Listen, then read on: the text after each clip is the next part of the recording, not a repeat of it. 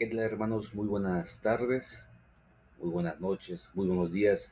Según el momento que estén viendo esta clase, les mando un fuerte abrazo y pues vamos a iniciar con esta nueva clase que es parte de la unidad 4, que tiene por nombre el pacto de Dios con Israel en Sinaí. Es parte del libro de Éxodo y vamos a ver más adelante lo que implica el pacto para nosotros, a pesar de que en un inicio fue para el pueblo de Israel, pero eh, sus repercusiones abarcan hasta el día de hoy ya para nosotros como la iglesia. Y también vamos a ver lo que es el tabernáculo y cómo estaba conformado, la importancia de cada artículo, de cada parte del mismo, y que tiene un gran significado también para nosotros hoy en día. Antes de iniciar, vamos a hacer una oración y iniciaremos con la clase. Señor, te damos gracias por este momento. Señor, te pido que nos ayudes a entender tu palabra, Señor, a través de esta clase, que nos permitas entender y comprender todo el contexto de lo que es el pacto, Señor, y lo que fue el tabernáculo, Padre. Que nos permitas tener esa atención, esa retención y discernimiento para adquirir conocimiento que nos ayude a ser mejores hijos tuyos, a entenderte cada día más y de mejor forma, y también poderlo aplicar a nuestros ministerios, a nuestra vida, a nuestra familia e iglesia, Señor. Te agradecemos por todo esto, por este hermoso tiempo, y ponemos en tus manos esta clase. Amén. Bien, entonces vamos a iniciar. El objetivo de esa unidad es entender la manera en que Dios se reveló a su pueblo a través de estudiar la promulgación de la ley, la violación y renovación del pacto y el tabernáculo.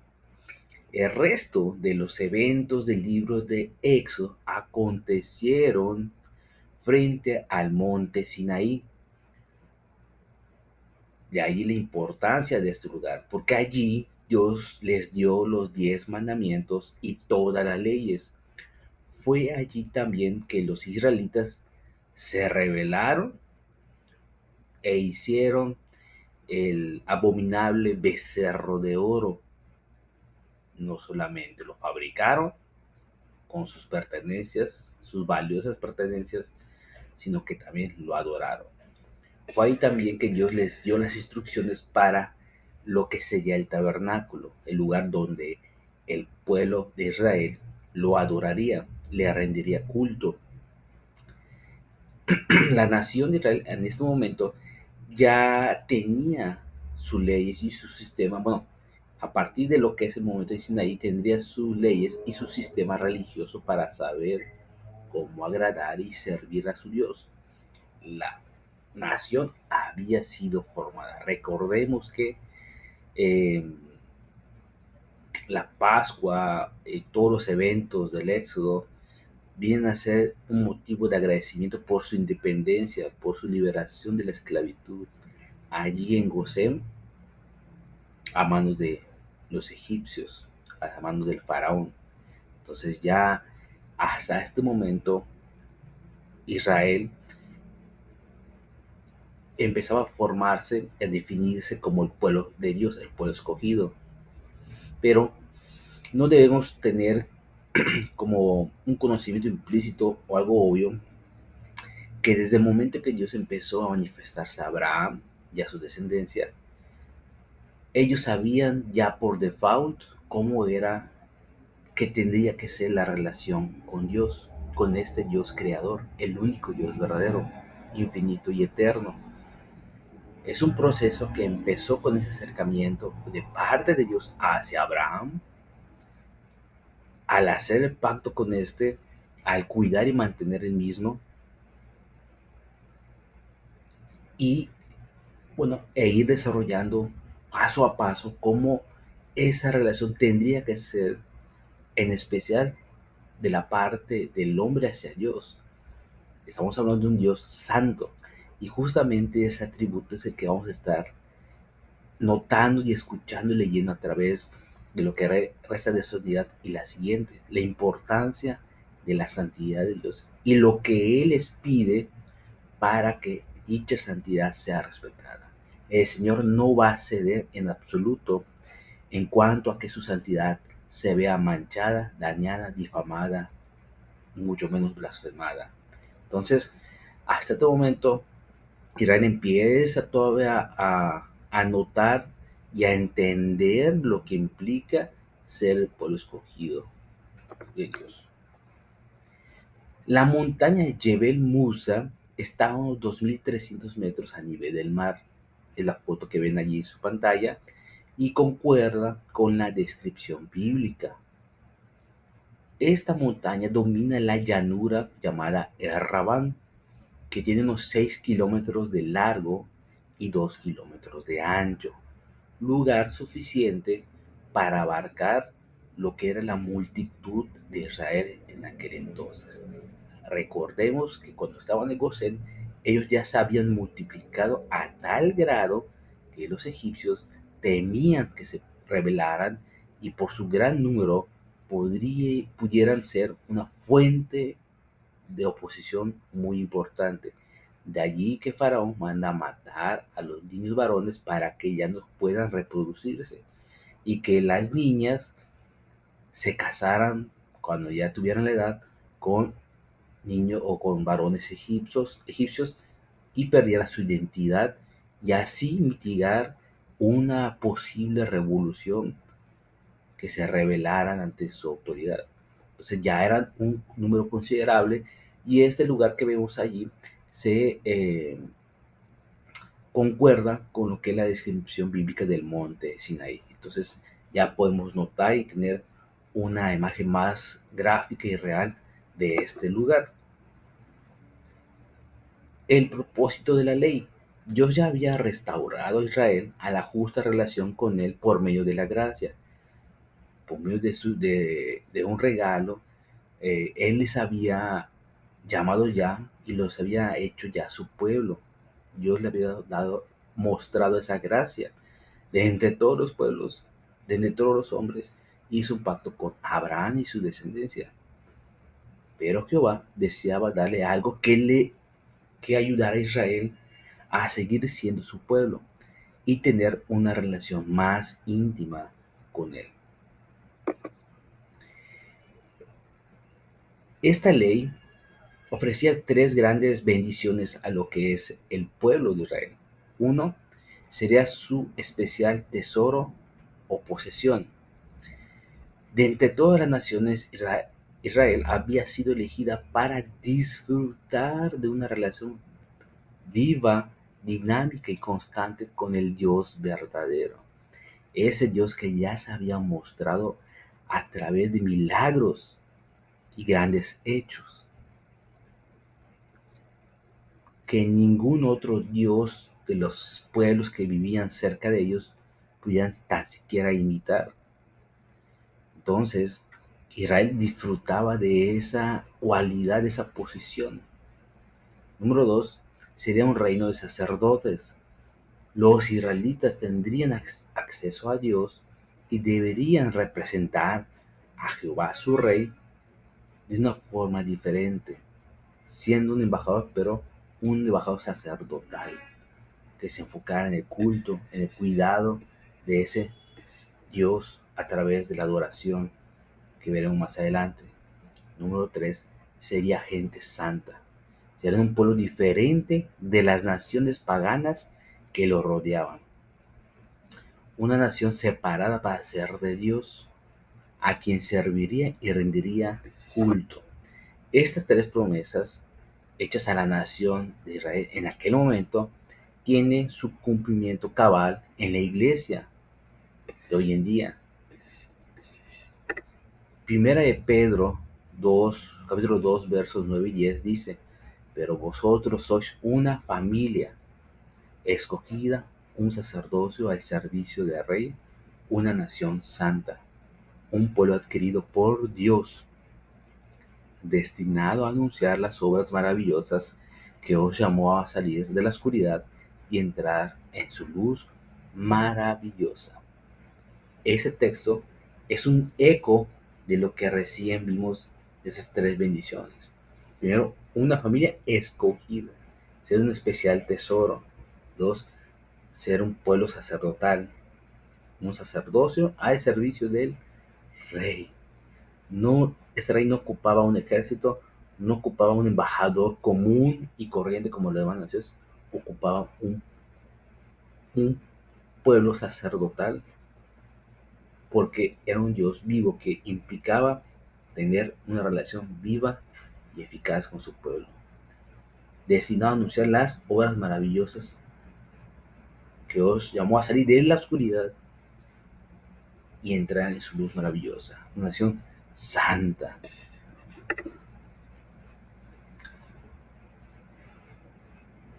Durante este evento en el monte Sinaí ocurre la manifestación del Señor y les provee los 10 mandamientos que tenían o tienen todavía estos propósitos, proporcionan una norma moral por la cual los redimidos puedan demostrar que son hijos de Dios y vivir en una justa relación con su Creador y con su prójimo. Demostrar que Dios es santo y que Él exige la santidad de toda la humanidad. Enseñar a la humanidad su pecaminosidad al hacer entender que solamente y solamente mediante la gracia puede ser salvo. La ley, los 10 mandamientos, vienen a ser un maestro para enseñar a Israel a través de los siglos y ayudarlo a mantener en contacto con Dios. Gálatas 3:24 dice, de manera que la ley ha venido a ser nuestro guía para conducirnos a Cristo, a fin de que seamos justificados por la fe. El propósito de la ley, de los 10 mandamientos, no es el legalismo, no es una falsa religión, no es una vida incongruente entre lo que uno dice, escucha o pretende hacer en los 4 muros de la iglesia y afuera hacer todo lo contrario, sino ayudarnos a conducirnos, a actuar, a pensar, a decidir conforme a esa fe por la cual hemos justificado a través de Cristo. Ese es el objetivo de la ley. La ley es un maestro que nos ayuda a cómo comportarnos para estar en sintonía con esa santidad del Señor. Pero ¿qué significa cada mandamiento? Bueno, el número 1, no tendrás dioses ajenos delante de mí, implica la unicidad de Dios. Hay un solo Dios y solo a Él debemos ofrecerle culto. El adorar a ángeles, santos o cualquier otra cosa es violar este primer mandamiento. Número 2, no te harás imagen. Implica la espiritualidad de Dios. Se prohíbe no solamente la adoración de imágenes o de dioses falsos, sino también el prestar culto verdadero a Dios en forma equivocada. Tales cosas desagradan a Dios creador, porque Dios es espíritu y no tiene forma. En ninguna parte de su palabra, de la Biblia, eh, Él ha indicado que se haga una imagen de Él, sino todo lo contrario. Dios es espíritu y no se le puede dar forma. Dios es espíritu y abarca toda la existencia de lo que conocemos y desconocemos. Él está en todo lugar. Como espíritu no puede ser contenido. Número 3, no tomarás el nombre de Jehová tu Dios en vano. Implica la santidad de Dios. Este mandamiento incluye cualquier uso del nombre de Dios de forma liviana, blasfema o insincera. Se debe reverenciar el nombre divino porque revela el carácter de Dios.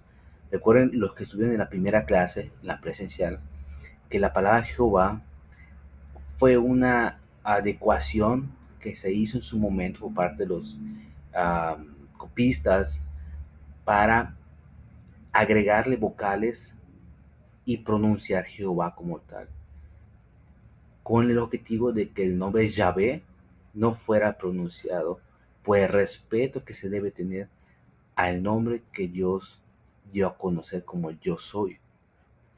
Entonces, se dio este nombre de Jehová para evitar ya después usar nuevamente el nombre de Yahvé por la importancia de ser el nombre de Dios.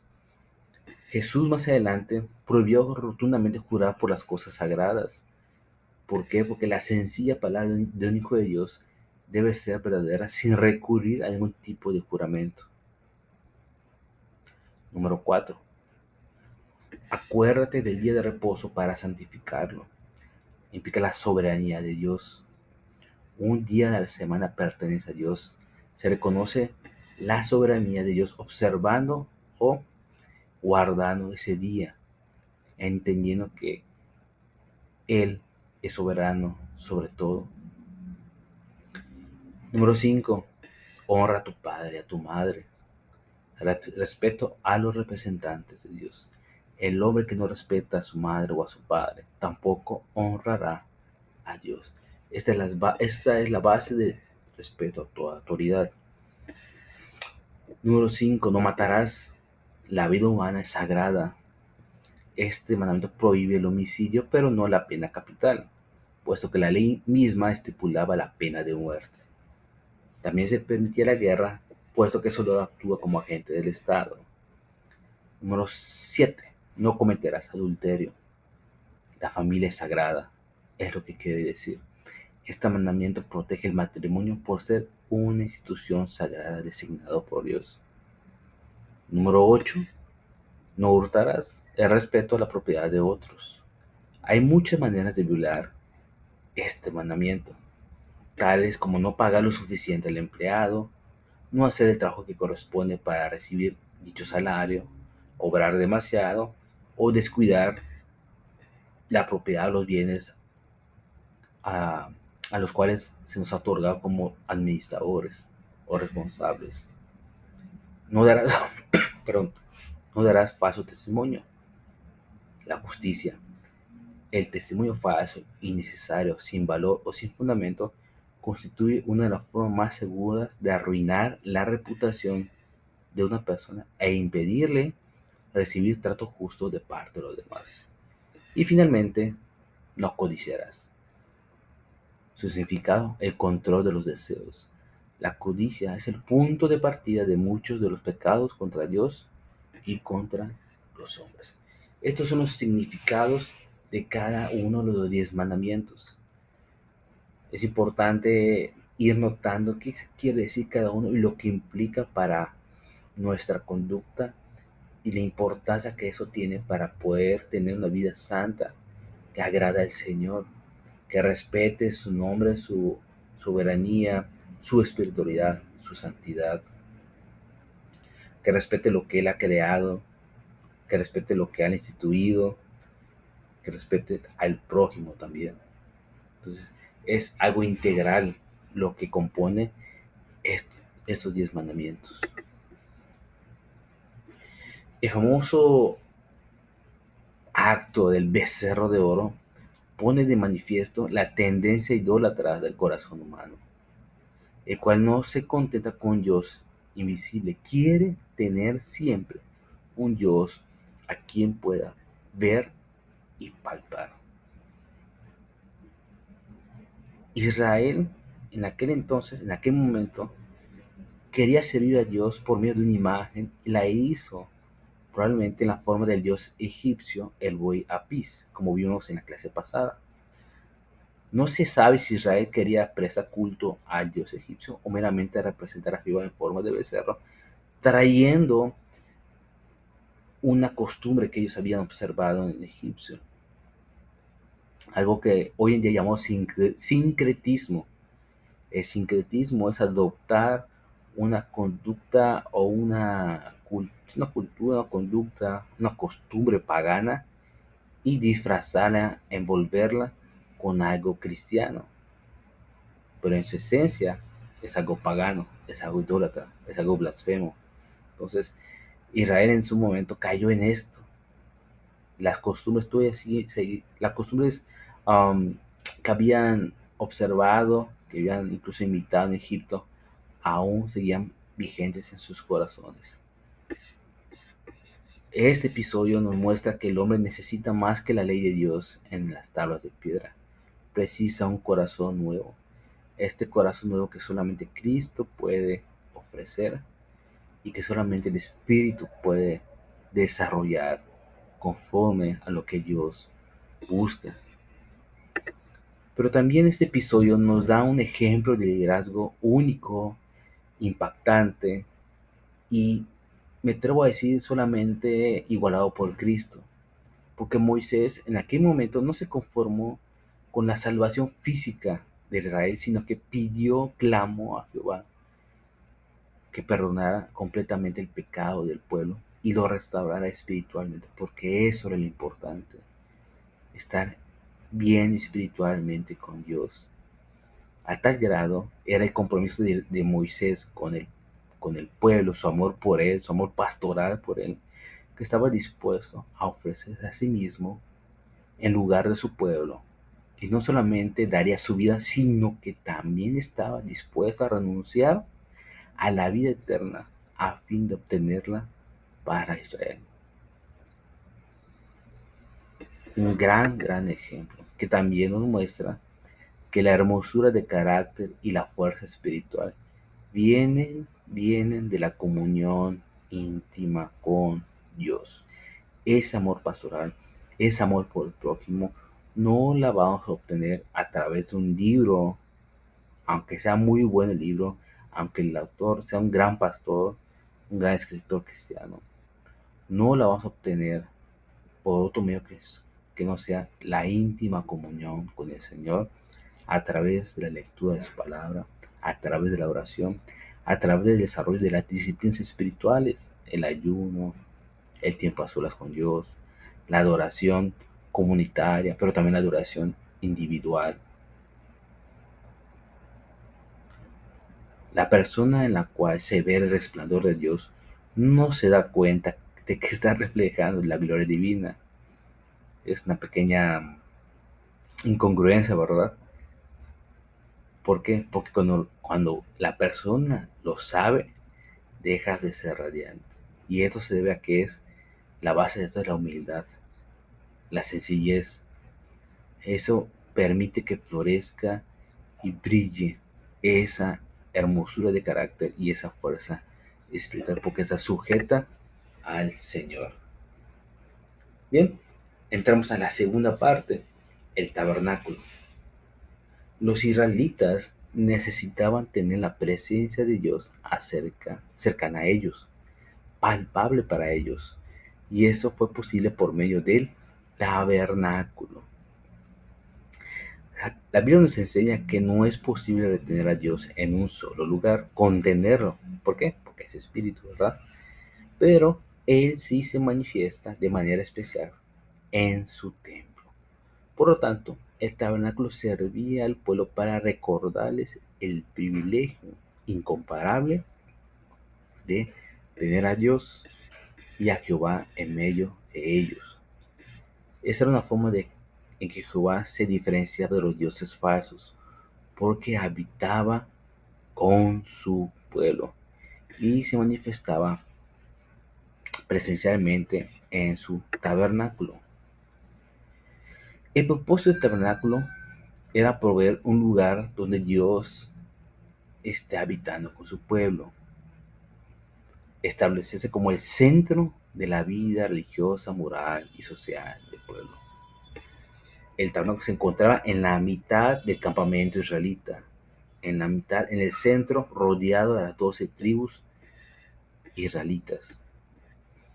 Grabar en la mente de su pueblo grandes verdades espirituales.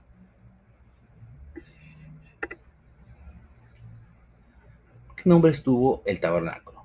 Tuvo el nombre de tienda porque era el nombre más común para referirse a la forma que tenía, semejante a una carpa. También se llamaba el tabernáculo de reunión, porque la idea es que Dios allí se reunía con su pueblo. También se le llamaba el tabernáculo del testimonio.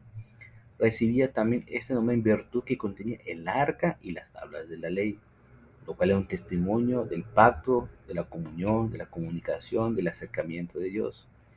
El santuario, en razón a ser la morada de Dios, un espacio santo, especial, exclusivo para este Dios santo. La distribución y los enseres del tabernáculo. Eh, es importante recalcar que el diseño vino explícitamente de parte de Dios. Podemos decir que de esta manera también Dios nos da a entender que Él es quien diseña la forma en que desea que le adoremos, que le rindamos culto. Es decir, debemos rendir adoración y culto según su palabra, no nuestras ideas, no nuestros proyectos, objetivos, sino siempre basados en su palabra. La medida del tabernáculo eran de 14 metros de largo, 4 o 5 metros de ancho, y la armazón se hizo de 48 tablas de madera de acacia cubiertas de oro puro. Esta tienda estaba dividida en dos cámaras: el lugar santo, que tiene una longitud de 9 metros, y el lugar santísimo. El lugar santísimo tenía forma de cubo y estaba separado del lugar santo por una cortina, esa famosa cortina que Jesús hace referencia que iba a ser cortada de abajo hacia arriba cuando él fuera llevado a la cruz.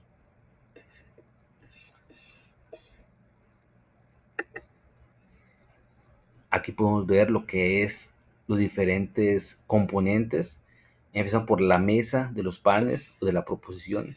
Esta mesa de los panes estaba a la derecha y estaba hecha de acacia revestida de oro. Todos los sábados los sacerdotes colocaban 12 panes sin levadura sobre la mesa y retiraban los panes viejos, los cuales eran comidos por los sacerdotes en el lugar santo. Otro tema es todo lo que, bueno, casi todo lo que pasa por el tabernáculo, los sacrificios, los panes, eran ofrecidos a los sacerdotes. Y esto nos muestra o nos hace entender los textos del Nuevo Testamento que el ministro, el obrero, vive del templo. Es una frase que hemos leído en el Nuevo Testamento y se refiere a esto. El ministro, el sacerdote, vivía de lo que se ofrecía a Dios. Pasaba por un proceso, se santificaba y ellos comían y de esa forma vivían. Por eso se dice que su porción era el Señor, tanto espiritualmente, pero también físicamente. Pues de esa manera ellos eran um, cuidados, ayudados, alimentados. Bueno, también tenemos el candelabro, ubicado al lado izquierdo. Era de oro puro y tenía 7 brazos, 3 a cada lado y uno en el centro.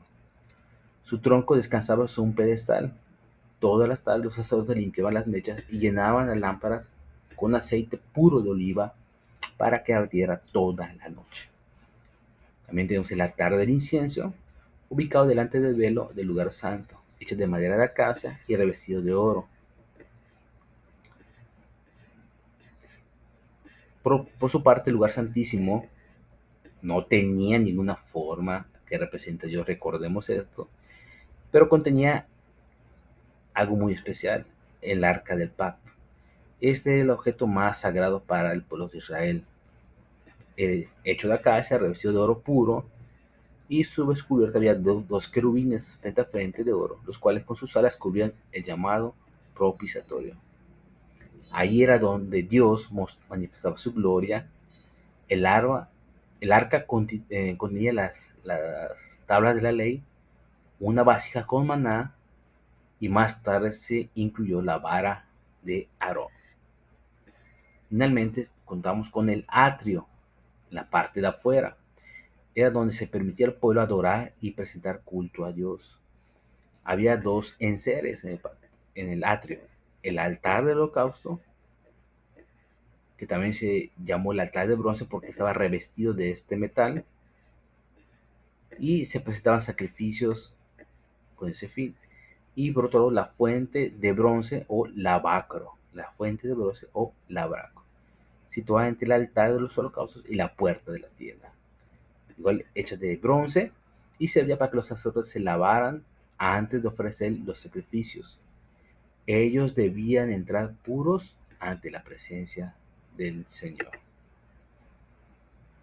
Aquí tenemos algo también visual. Vemos el arca del pacto, el lavatorio de bronce, el lavacro, el altar del holocausto, la mesa del pan, el candelabro de oro y el altar del incienso. Pero cada uno de estos tiene un significado, un simbolismo. La presencia de Dios, primero y el más importante, ¿verdad? Porque ahí se manifestaba lo que se denomina la Shekinah, que es el fuego o la gloria de Dios que representa su misma presencia. Podemos buscar imágenes que nos hagan entender un poco más qué significaba esto, pero se queda corto con lo que realmente debió haber sido observar la presencia de Dios manifestada de forma física ante los ojos del ser humano. Estoy seguro que fue un evento maravilloso, sin igual, incomparable, hermanos.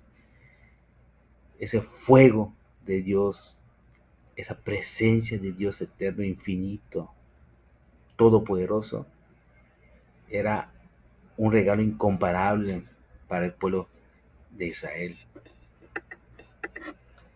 El acercamiento de Dios. Los enseres en el patio del tabernáculo enseñaban cómo el hombre puede acercarse a Dios y restaurar la comunión con Él. El primer paso para acercarse a Dios está simbolizado en el altar de los holocaustos, que está en la parte de afuera, que es la expiación. Y el mensaje es, sin derramamiento de sangre no se hace remisión. Por consiguiente, sin remisión de pecados no hay comunión con Dios. El segundo paso para acercarse a Dios era prepararse para ministrar las cosas sagradas, y se representa simbólicamente en el lavacro, donde se lavaban, donde se purificaban los sacerdotes, que nos muestra que es necesario purificarse para servir a Dios. Hebreos 12:14 nos dice, busquen la paz con todos y la santidad, sin la cual nadie verá al Señor. Tito 3:5, Él nos salvó no por las obras de justicia que nosotros hubiéramos hecho, sino conforme a su misericordia, por medio del lavamiento, lavacro, de la regeneración y la renovación por el Espíritu Santo. Ecos de el tabernáculo. El culto aceptable a Dios. Los enseres y los artículos del lugar santo indicaban cómo la nación sacerdotal podía prestar culto a Dios y servirles de una manera aceptable. El altar del incienso estaba en el centro. Nos enseña que la vida de oración es imprescindible para agradar a Dios, ya que el incienso simbolizaba la oración, la alabanza e intercesión del pueblo de Dios, tanto en el Antiguo como en el Nuevo Testamento. La oración aceptable al Señor se relaciona con la expiación del pecado y la consagración del creyente. Es importante tener un buen número de hermanos en la iglesia orando, cualquier día que sea, ¿verdad? Pero más importante que lo que estén allí, busque consagrarse cada día mejor al Señor. Que sus actos, que sus pensamientos, sus vidas demuestren ese compromiso con el Señor y esa expiación de pecado, que busquen siempre el perdón de sus pecados. El aceite que era vertido en el candelabro para que iluminara y ardiera es un símbolo, del Espíritu Santo. Si el creyente no tiene la presencia y poder del Espíritu Santo en su vida, no será un buen testigo, un buen embajador de este rey.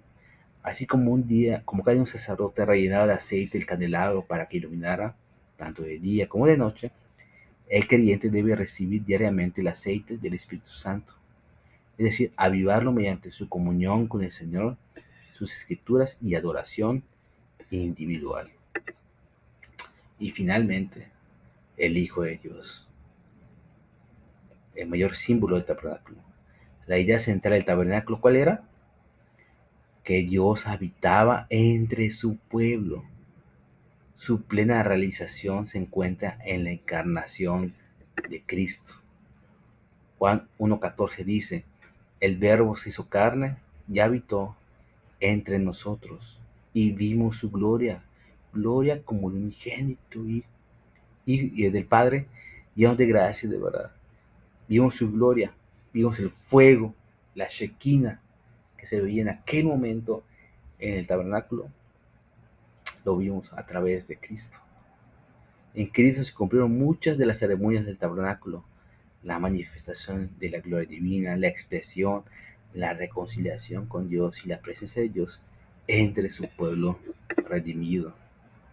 Efesios 2 dice, están edificados sobre el fundamento de los apóstoles y profetas, siendo Cristo mismo la piedra angular, en quien todo el edificio bien ajustado va creciendo para ser un templo santo en el Señor.